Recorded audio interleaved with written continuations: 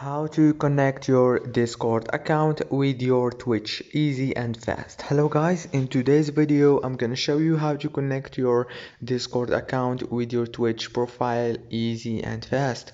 First thing, go to Discord. This is the home page as you can see right here. Now go down and click on this option here down below.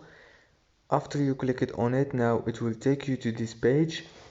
Now click on connections, and right here go to the top corner and click on add. Now search for Twitch, and here is it. All what you have to do is click on it and it will directly take you to Twitch to connect it easy and fast.